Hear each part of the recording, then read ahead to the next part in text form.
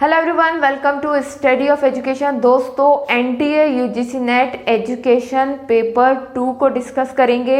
Education paper 2 का जो syllabus है उसमें आपकी जो यूनिट 3 है that is the learner and learning process. ठीक है, NTA UGC NET education paper 2 learner and learning process उन लोगों के लिए ये वीडियो है। साथ ही जो बीएड में है, एमएड में है, एमए एजुकेशन कर रहे हैं या अदर कोई टीचिंग रिलेटेड कोर्स कर रहे हैं, उनके लिए भी ये बहुत इम्पॉर्टेंट वीडियो होने वाला है। दोस्तों, एजुकेशन पेपर 2 वाले बच्चे हमेशा मुझे बोलते रहते हैं मैम जल्दी से वीडियो लाइए, एजुकेशन पेपर 2 के लिए कोई वीडियो नहीं आ रहा है। एक्सक्यूज मी,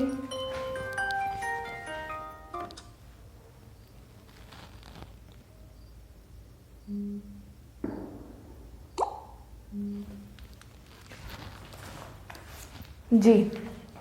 तो दोस्तों, हमारी चैनल पर जो भी वीडियो चल रहे होते हैं वो एजुकेशन से रिलेटेड होते हैं कहीं ना कहीं। देखिए, ये जो हमारा यूनिट 3 होने वाला है, इसका जो पूरा बेस है वो एजुकेशन साइकोलॉजी के ऊपर है। एजुकेशनल साइकोलॉजी जो है उसके लगभग 11 to 12 लेक्चर हम लोग कर चुके हैं। लर्नर और लर्निंग प्रोसेस के पहले का जो पार्ट है। और दोस्तों, अगर आपका बेस क्लियर नहीं है तो आप फिर लर्नर क्यों पढ़ रहे हैं, हम क्या देखना है इस यूनिट में, आप वो समझ नहीं पाएंगे। ठीक है, तो बेस क्रिएट करने के लिए भी कुछ वीडियोस बनाने पड़ते हैं। खैर, अगर आपने नहीं देखे हैं तो डिस्क्रिप्शन में लिंक होगी, आप जा करके उसको देख सकते हैं। अब बात हम कर रहे हैं लर्नर और लर्निंग प्रोसेस की। तो दोस्तों, आपका सिलेबस मेरे हाथ में है। ये जो यूनिट 3 है आपकी, उसको मैंने 3 पार्ट में बांट दिया है, आपको ये बताने के लिए कि आपको इस यूनिट में बेसिकली दिया क्या है। हम लोग पढ़ लेते हैं पर समझ नहीं पाते हैं कि ये यूनिट किस चीज़ से डील कर रही है, और वही डिफरेंस आ जाता है। दोस्तों, अधिकतर लोगों का जो है एजुकेशन में नेट तो निकल पाता है पर जेआरएफ नहीं निकल पाता है। तो अगर आप इस सीरीज़ को प्रॉपरली फॉलो करते हैं तो जो कुछ कनेक्शंस छूटे होते हैं हमारे, वो आपको क्लियर हो जाएंगे, और नेट क्या, आपका जेआरएफ भी तुरंत निकल जाएगा। पर बेस क्लियर होना चाहिए उसके लिए। ठीक है, तो हम जो सिलेबस में दिया है उससे भी ज़्यादा डिटेल में जा कर के पढ़ेंगे, और ये मैंने यहाँ पर लिखा हुआ है कितना डिटेल में आपके सिलेबस में क्या है और मैं कितना डिटेल में पढ़ाने वाली हूँ, आपको यहाँ पर देख करके समझ में आ जाएगा। ठीक है, तो लर्नर और लर्निंग प्रोसेस आपका चैप्टर, आपका यूनिट का नाम है। देखिए, इसको मैंने 3 पार्ट में बांट दिया है, learner, learning process and learning. हालांकि लर्निंग प्रोसेस और लर्निंग एक इंटीग्रल पार्ट है, इनको हम अलग नहीं कर सकते हैं। लर्निंग होती रहती है और लर्निंग प्रोसेस भी चलती रहती है, मतलब कि लर्निंग प्रोसेस और लर्निंग दोनों साथ में चलती है, कभी भी हम इनको अलग नहीं कर सकते। पर समझने के लिए मैंने आपके सिलेबस को किस तरीके से डिवाइड करना है उसके लिए मैंने यहाँ पर ये लिखा हुआ है।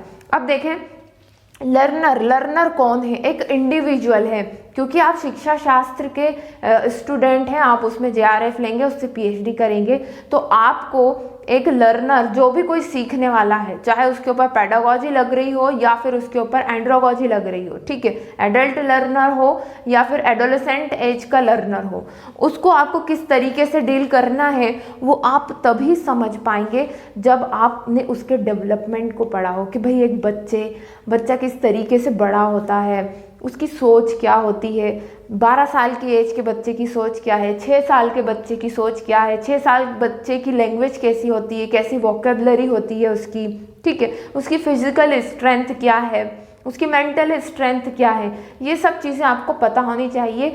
तब जा कर के आप इस यूनिट को अच्छे से डील कर पाएंगे और अपनी क्लास में बच्चों को डील कर पाएंगे। ठीक है, या जिन टीचर्स को आप पढ़ाने जाएंगे उनको अच्छे से पढ़ा पाएंगे।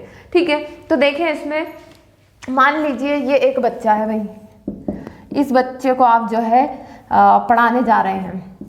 इस बच्चे को पढ़ाने से पहले आपको इसके बारे में बहुत कुछ जानना ज़रूरी है, तब तो जा कर के आप इसे अच्छे से पढ़ा पाएंगे। तो क्या जानना ज़रूरी है और आपके सिलेबस में क्या दिया है उसके ऊपर बात करते हैं। जानना ज़रूरी है कि इस बच्चे का डेवलपमेंट कैसे हुआ है। ये बच्चा एक ह्यूमन है, तो ह्यूमन डेवलपमेंट की प्रोसेस क्या है ये देखना ज़रूरी है।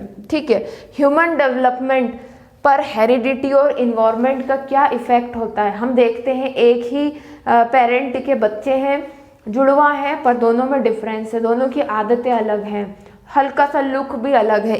क्या कारण है? हेरिडिटी और इन्वायरमेंट कारण है। क्या है डिटेल में पढ़ेंगे, आज कॉन्सेप्ट क्लास है हमारी, ठीक है। ग्रोथ एंड डेवलपमेंट, ये जो बच्चा है इसकी ग्रोथ और डेवलपमेंट कैसे हुआ है। ग्रोथ और डेवलपमेंट में बहुत बड़ा डिफरेंस है, पहले भी हम इसके ऊपर वीडियो कवर कर चुके हैं, पर क्योंकि अब यूनिट वाइज चलेंगे फिर से कवर करेंगे इसको, ठीक है। नाउ फिर है stages of development. Stages of development क्या होता है? ये बच्चे ने कैसे कैसे एज के अकॉर्डिंग किस तरीके से डेवलपमेंट करा। ये 6 साल का था तब क्या डेवलपमेंट था, 3 साल का था तब क्या था, 12 साल का होगा तो कैसा होगा, ठीक है। प्रिंसिपल्स ऑफ डेवलपमेंट, ये जो डेवलपमेंट है कुछ रूल्स को फॉलो करता है, उन रूल्स के बारे में पढ़ना ज़रूरी है, वो देखेंगे। डायमेंशंस ऑफ डेवलपमेंट, क्या डेवलपमेंट सिर्फ फिजिकली होता है? नहीं, डेवलपमेंट लैंग्वेज में भी होता है, डेवलपमेंट जो है भावनाओं का भी होता है, अफेक्टिव डोमेन भी जो है आपका डेवलप होता है, ठीक है।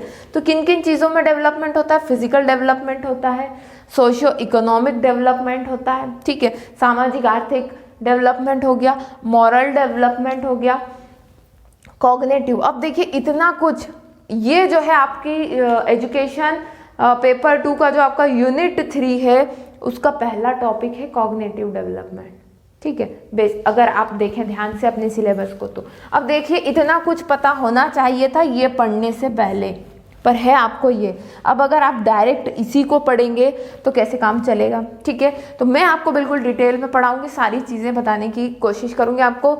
लैंग्वेज डेवलपमेंट कैसे होता है बच्चे में, ठीक है। फिर देखें इसी को आगे मैंने बढ़ाया हुआ है लर्निंग प्रोसेस, और लर्निंग की बात बाद में करेंगे।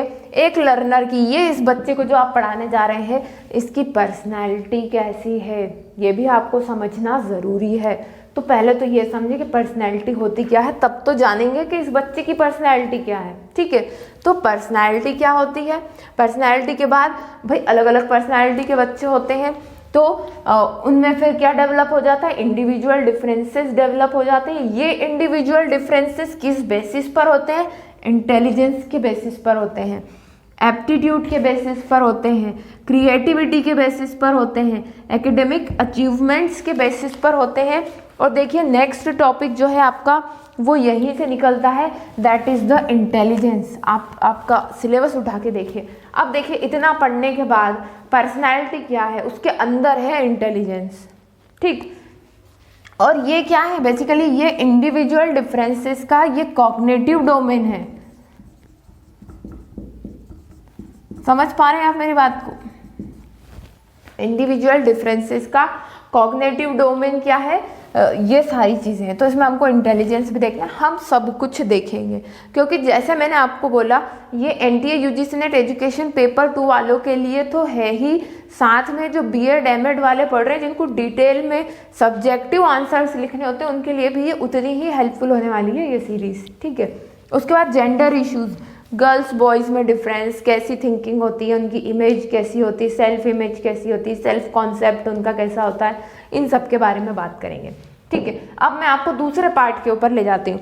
तो कहने का मतलब ये है कि जो आपका यूनिट नंबर 3 है उसमें हर एक यूनिट में 4 पार्ट है। हमारे एजुकेशन पेपर 2 में जितने भी यूनिट है उसको 4 पार्ट में बांटा गया है, ठीक है। ऐसे ही जो आपकी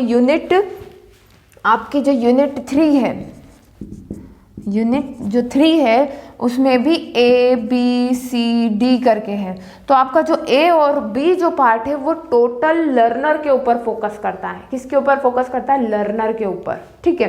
अब आगे देखते हैं लर्निंग प्रोसेस, और लर्निंग के ऊपर में हमें क्या क्या पढ़ना है, एक्चुअल में कितना पढ़ना है और सिलेबस में कितना दिया हुआ है वो देखते हैं। आप चाहें तो ये नोट कर लें क्योंकि आपके लिए बहुत हेल्पफुल होगा। बाय चांस अगर आप फॉलो नहीं कर पाते इस सीरीज़ को तो आप अपने से भी इसको इस हिसाब से पढ़ सकते हैं। चलिए दोस्तों, तो जो नेक्स्ट पार्ट है आपके सिलेबस का, जो C और D सेक्शन है, वो किन चीज़ों पर फोकस है? वो लर्निंग प्रोसेस और लर्निंग के ऊपर फोकस्ड है, ठीक है। तो इनको कंबाइंडली ही चलिए मैं बता देती हूँ आपको। सबसे पहली बात आ जाएगी यहाँ पर व्हाट इज़ लर्निंग। तो आप आपका सिलेबस उठा करके देखेंगे तो वहाँ पर अलग अलग थ्योरीज दी गई हैं। तो थ्योरीज पढ़ने से पहले आपको समझना पड़ेगा कि what is learning, domains of learning क्या है, प्रिंसिपल्स ऑफ लर्निंग क्या है, फिर लर्निंग प्रोसेस, एक लर्निंग प्रोसेस में किन किन चीज़ों का इन्वॉल्वमेंट होता है, और फिर आपका जो सिलेबस का जो सी पार्ट है वो स्टार्ट होता है, that is the approaches to learning. वहाँ पर आपको अलग अलग लर्निंग की थ्योरीज पढ़नी है, ठीक है, थ्योरीज पढ़नी है। तो बिहेवियरिस्टिक, कॉग्निटिव, ह्यूमनिस्टिक थ्योरीज आपको पढ़नी है, जहाँ पर आपके वॉटसन से ले करके जो है स्किनर हो गए, आपके प्याजे हो गए, और बाकी मुझे नाम याद नहीं आ रहा अभी, आगे तक के जितने भी लोग हो जाते हैं उनके थ्योरीज आ जाएंगे आपको। अब देखिए उसके बाद बात आती है फैक्टर्स अफेक्टिंग लर्निंग। कौन कौन से जो फैक्टर्स हैं जो लर्निंग को अफेक्ट करते हैं। फैसिलिटेटिंग द लर्निंग बहुत इंपॉर्टेंट पार्ट है, एग्जाम में कई बार पूछा जाता है, क्योंकि adjustment, mall adjustment, frustration, sentiment, social adjustment, children with special need जैसे टॉपिक इसके अंदर आ जाते हैं कि भाई जिन बच्चों को प्रॉब्लम है उनको किस तरीके से, उनकी लर्निंग को कैसे फैसिलिटेट किया जाए, किस तरीके से बढ़ाया जाए, ठीक है। तो नेक्स्ट सेक्शन आपका इससे डील करता हुआ आगे बढ़ता है गाइडेंस एंड काउंसलिंग की तरफ। तो जो आपका डी पार्ट है वो टोटली डिपेंड करता है गाइडेंस एंड काउंसलिंग के ऊपर। और दोस्तों गाइडेंस एंड काउंसलिंग के मैंने बहुत सारे वीडियो पहले ही बनाए हुए हैं, आपको मुझे यहाँ तक पहुँचने का वेट नहीं करना पड़ेगा। आप चाहे तो आज अभी जा करके गाइडेंस एंड काउंसलिंग कंप्लीट कर सकते हैं, क्योंकि ये जितनी भी दी हुई है आपकी काउंसलिंग की approach, cognitive, behaviour, humanistic, person centred, ये सब मैं डिस्कस कर चुकी हूँ डिटेल में, फिर से डिस्कस करेंगे। पर अगर आप अभी जल्दी में है पढ़ने की तो आप जा करके इसको पढ़ सकते हैं। तो दोस्तों ये हमारा यूनिट 3 का एनालिसिस था, और नेक्स्ट क्लास में हम लोग इसको बिल्कुल डिटेल में, जो फर्स्ट पॉइंट मैंने आपको बताया था ह्यूमन डेवलपमेंट से स्टार्ट करेंगे। बहुत इंपॉर्टेंट ये होने वाला है, और आपके इस सेक्शन से फुल मार्क्स आएंगे इस सीरीज़ को देखने के बाद, इस बात की गारंटी मैं ले सकती हूँ। तो दोस्तों आज के वीडियो में इतना ही, जल्द मिलते हैं नेक्स्ट वीडियो में जिसमें हम स्टार्ट करेंगे growth and development of human, ठीक है। तब तक के लिए best of luck and bye.